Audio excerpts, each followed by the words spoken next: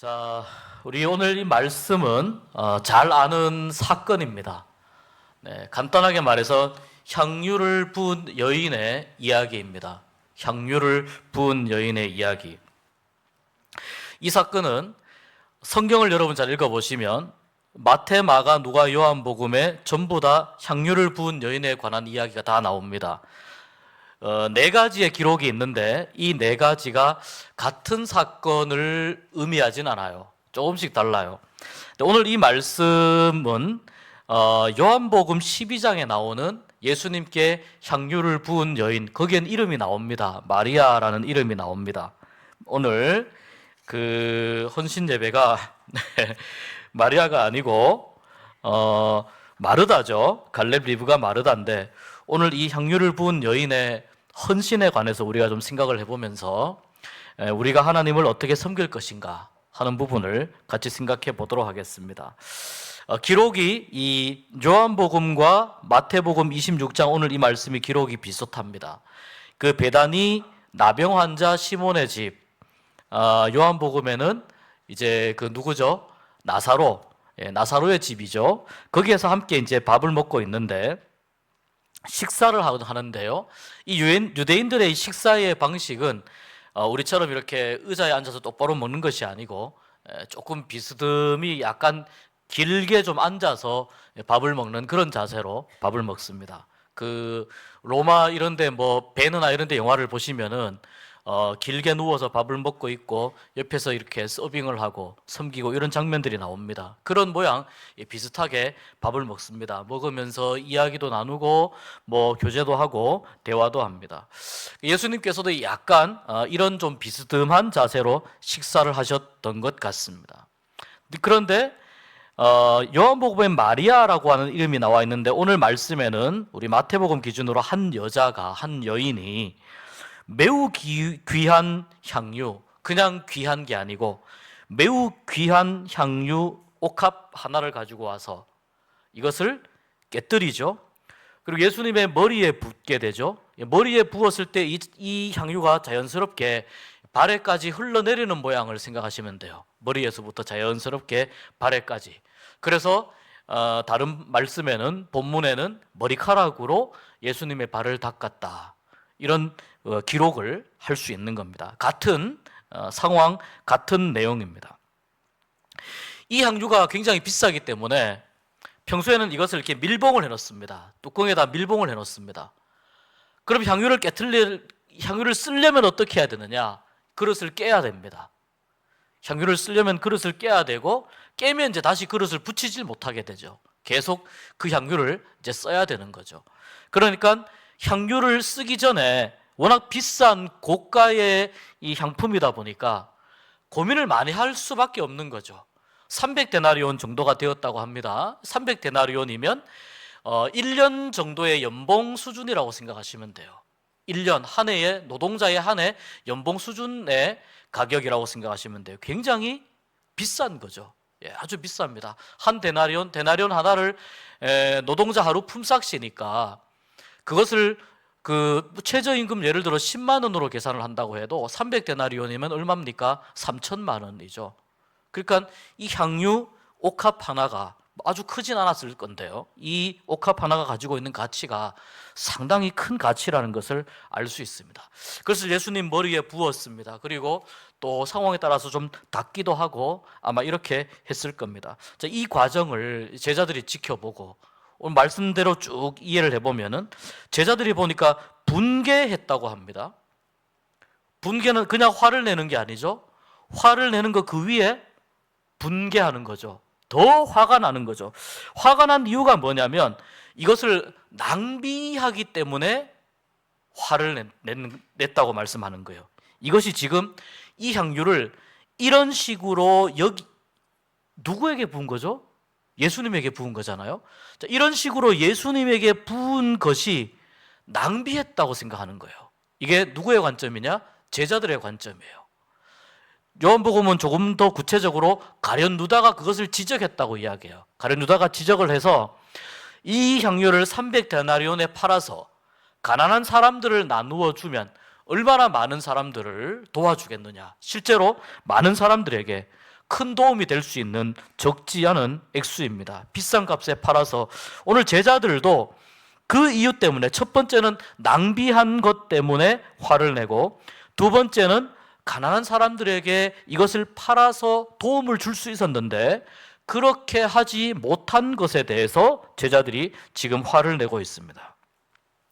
예수님께서 얼핏 보면 제자들의 말에 호응을 하셨을 것 같습니다. 제자들의 말에 호응을 하지 않고 이 여인을 왜 괴롭게 하느냐라고 합니다. 그러면서 이 여인은 나에게 좋은 일을 하였다라고 말씀합니다. 나에게 좋은 일을 하였다. 그 이유를 11절에 이렇게 말씀해요. 가난한 자들은 너희와 항상 있다. 가난한 자들은 항상 너희와 있지만 이 여인은 나는 항상 너희와 함께 있지 않는다. 이 말씀을 하시고, 또 한 가지는 이 여인이 내 몸에 향유를 부은 것은 내 장례를 위해서 향유를 부은 것이다. 이렇게 이 상황을 예수님께서 정리를 해 주십니다. 그리고 복음이 전파되는 곳은 어디든지, 저는 이 말씀이 정말 마음에 드는데, 복음이 전파되는 곳에서는 이 여자가 행한 일도 말하여 그를 기억하리라. 다른 번역에 보니까 그녀를 기념하라 이렇게 되어 있습니다. 그녀를 기념하라, 그녀를 기억하게 하라 이렇게 되어 있습니다. 자, 복음이 전해지는 곳마다 꼭 이야기해 주어야 할 내용이 있는데 그 중에 하나가 뭐라고요? 향유를 부은 여인에 관한 이 이야기를 복음이 전해지는 곳곳마다, 그러니까 인도네시아에 복음이 전해져도 이 이야기는 꼭 해주라는 거예요. 베트남에 복음이 전해져도 이 이야기는 꼭 해주어서 이 여인이 한 일을 꼭 기억하도록 하라. 그러니까 예수님께서 제자들이 하신 그 지적을 들으시고 나서 단순히 감정적으로 이 제자들의 말에 대응하신 것이 아니고 여기에 무언가 깊은 의미가 있기 때문에 이렇게 하라고 하신 것을 우리가 말씀을 통해서 좀 암시를 받을 수가 있습니다. 내용을 우리가 조금 더 살펴보겠습니다. 제자들이 보고 분개한 이유는 무엇일까요? 낭비했기 때문에 분개한 것이거든요. 제자들이 보기에 이건 어떤 것입니까? 버리는 겁니다. 이 귀한 것을, 몇 천만 원짜리가 되는 이 비싸고 귀한 것을 제자들이 보기에는 그냥 버리는 거예요. 차라리 그렇게 하려면은, 이런 식으로 버릴 거면 차라리 이것을 가지고 가난한 사람들 나눠주는 게 좀 더 가치 있지 않느냐? 이 제자들의 논리이고 특별히 가룟 유다의 논리였습니다. 여기서 우리는 여인이 예수님을 바라보는 시선과 제자들이 예수님을 바라보는 시선이 굉장히 다르다는 것을 우리가 발견을 해야 됩니다. 여인이 바라보는 시선과 제자들이 예수님을 바라보는 시선은 너무 달라요. 신기하게도 놀랍게도 예수님과 함께 생활을 했던 사람들은 제자들이었습니다. 근데 이 제자들은 지금 예수님에게 향유를 붓는 이 사건을 낭비라고 생각을 합니다. 만약에 제자들이 예수님이 정말 누구이신지 알았다면, 만약에 제자들이 정말 예수님이 하나님이신 줄 알았다면 이 향유 부은 것을 가지고 낭비라고 볼 수 있었겠습니까? 제자들이 예수님을 바라보는 시선은 어떤 시선이냐? 예수님이 누구인지, 예수님이 왜 이 땅에 내려오셨는지, 지금 이 마태복음 26장이면 이제 곧 예수님이 잡혀서 십자가에 죽으셔야 되는 그 시간이 임박한 시간입니다. 그래서 이미 예수님께서는 제자들에게 여러 번 내가 잡혀서 죽고 십자가에 달려서 죽고 3일 만에 다시 살아날 것이라고 하는 말씀을 여러 번 하신 바가 있습니다. 이미 예수님께서는 이 세상에 오신 목적에 대해서도 제자들에게 다 설명을 해주셨습니다. 내가 누구이다라고 하는 것도 누누이 제자들에게 말씀해 주셨습니다.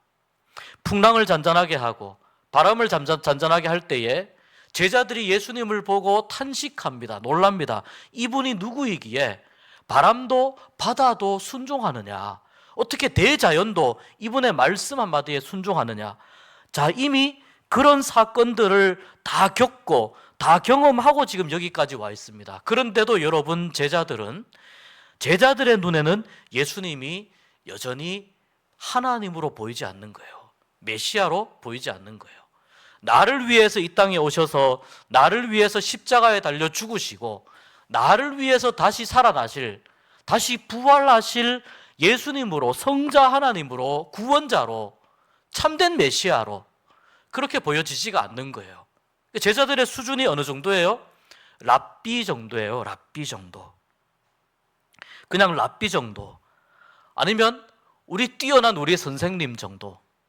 어떻게 그 많은 사건들, 그 많은 기적들을 겪으면서 예수님과 함께 생활을 했던 이 제자들이 예수님을 바라보는 시선이 겨우 예수님을 뛰어난 지도자 정도, 랍비 정도로 볼 수가 있습니까? 아주 탁월한 영웅 정도라 하더라도 사실 이 향유를 깨트려서 예수님의 머리에서부터 붓는 이 행위를 낭비라고 이야기하지 않았을 겁니다.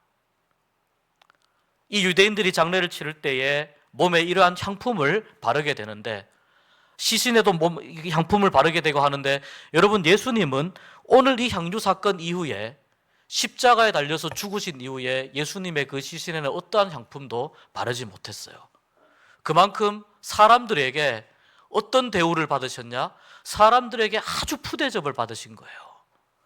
형편없는 대접을 받으신 거예요. 나를 위해서 죽으신 예수님이신데도, 나의 생명을 살리기 위해서 예수님이 죽으셨는데도 그 예수님의 시신에 향품을 제대로 바르지 못하고 그렇게 비참하게 장례를 치루었다는 거예요. 그러니 오늘 예수님이 이 여인이 지금 예수님을 향해서 쏟아놓는 그 향유에 담긴 그 마음과 사랑을 보시고 하시는 말씀이 이 말씀입니다. 이 여자가 내 몸에 향유를 부은 것은 내 장례를 위하여 한 것이다. 미리 앞으로 어떤 일이 일어날 것인지 예수님은 이미 예견하시고 보고 말씀하시는 것 같아요. 제자들에게 이렇게 물으시는 것 같아요. 내가 곧 십자가에 달려 죽을 텐데 너희들은 스승인 나를 위해서 나의 몸에 바를, 나의 시신에 바를 향품 같은 거 좀 준비하고 있느냐? 아니, 향품을 준비하기는 고사하고 예수님을 모른다고 부인하거나 배반 안 하면 다행이죠.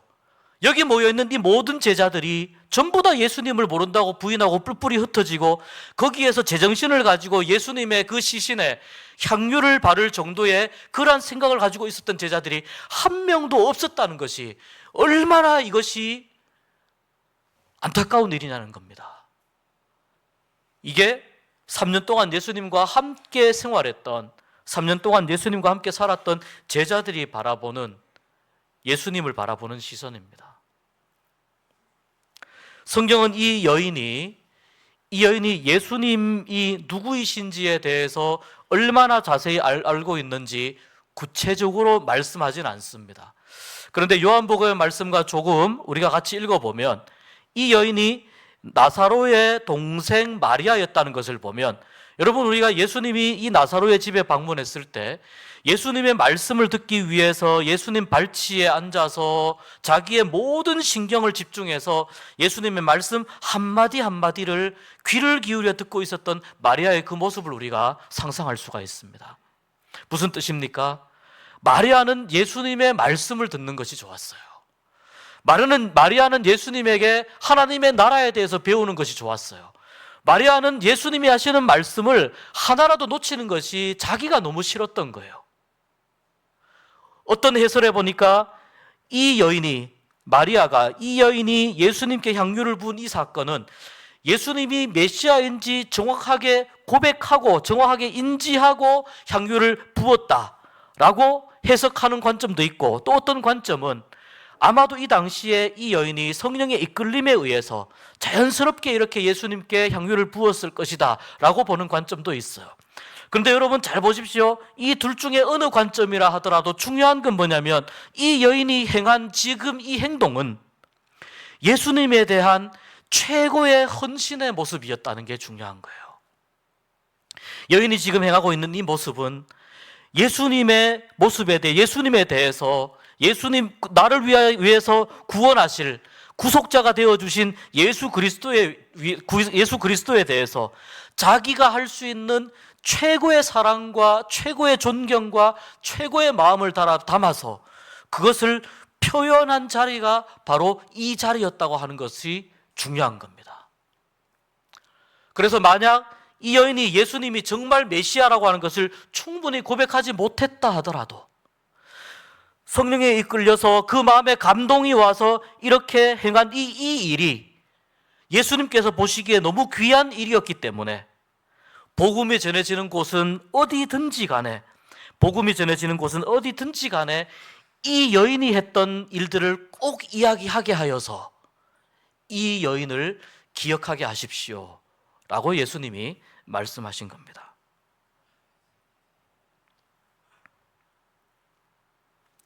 이 땅에는 항상 가난한 사람들이 있고 도움이 필요한 사람들이 있습니다.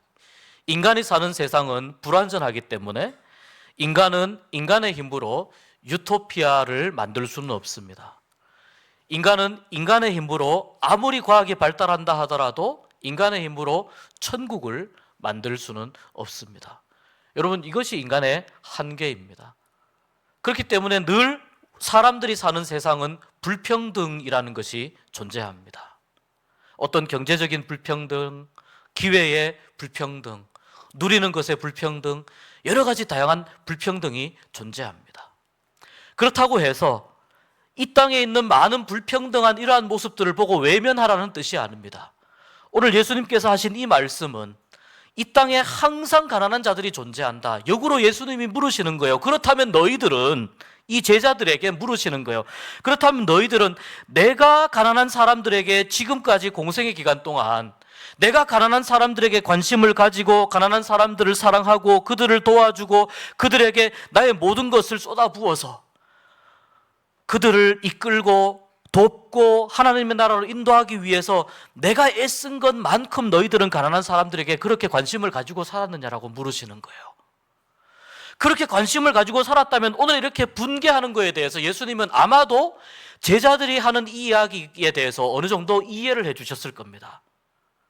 그런데 제자들은 예수님께서 평소에 힘들고 어려운 사람, 사회적으로 약한 사람, 이런 사람들에게 찾아가셔서 그들을 품어주시고 그들에게 도움을 주시고 그들을 고쳐주시고 그들을 구원해주시고 위로해주시고 안아주시고 하신 이 사실, 이 현장 속에 이 제자들이 함께 있었음에도 불구하고 함께 예수님과 그러한 삶을 계속해서 누리고 있었음에도 불구하고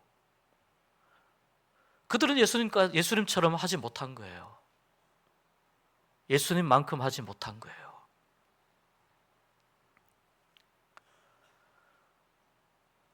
어렵고 가난하고 약하고 힘든 사람들은 항상 존재하는데 왜 평소에 특별한 이때가 아니라 왜 평소에 매일매일 그 사람들을 위해서 기도하지 못하며 그 사람들을 위해서 함께 살아가는 좋은 세상을 같이 만들려고 하지 못하며 도움을 주지 못하며 그렇게 하지 못하느냐라고 오히려 역으로 예수님께서 이 질문을 제자들에게 던지고 있는 자리입니다.